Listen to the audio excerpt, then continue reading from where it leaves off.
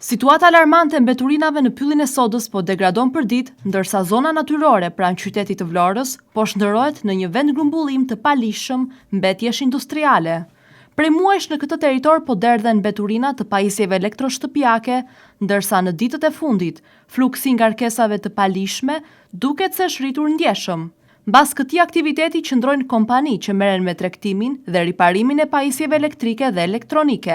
Në vend që mbetjet e tyre të trajtohen sipas protokolleve të riciklimit dhe standardeve të menaxhimit, ato përfundojnë në pyll, duke shkaktuar ndotje të konsiderueshme të tokës dhe duke rrezikuar edhe përhapjen e substancave toksike. Bëhet fjalë për materiale që përmbajnë plastik, metal dhe mbetje të tjera të rrezikshme, të cilat mund të kenë ndikim afatgjat në faunën dhe florën e zonës.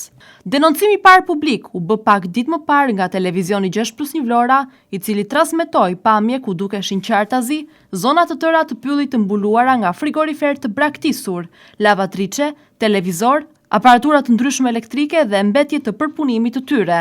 Mirë po, mbas këtij raportimi, situata duket se ka marrë një tjetër kthes. Harta e ndotjes është zgjeruar, duke përfshirë sipërfaqe edhe më të mëdha se më parë.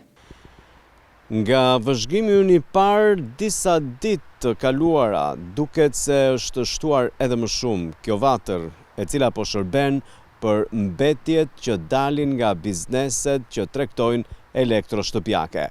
Duket se një prej kompanive që operon në qytet e ka mësuar mirë vendin për të depozituar mbeturinat që dalin prej aktivitetit të saj në këtë territor dhe duke ndotur një pjesë të konsiderueshme të tij.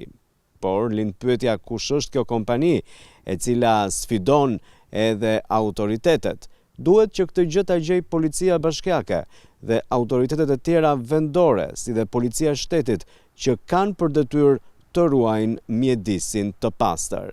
Me sa duket asnjë kontroll nga policia bashkiake në territorin e pyllit të sodës, pasi nëse do të ishte ndryshe nga kjo që ne po themi, situata nuk do të agravonte më shumë se sikundër ju ndiqni pamjet në ekran pas meje. Gjobat janë ato që mund ta detyrojnë këtë subjekt të mos ndot më mjedisin, pse jo dhe ndjekja penale.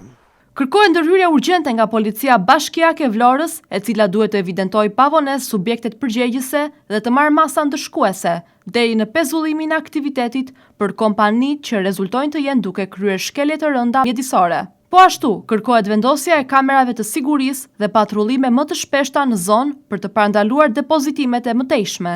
Pylli i sodës, një nga pasuritë natyrore të qytetit, rrezikon të humpas karakterin e tij nëse nuk merren masa të menjëhershme dhe të përhershme për mbrojtjen e tij.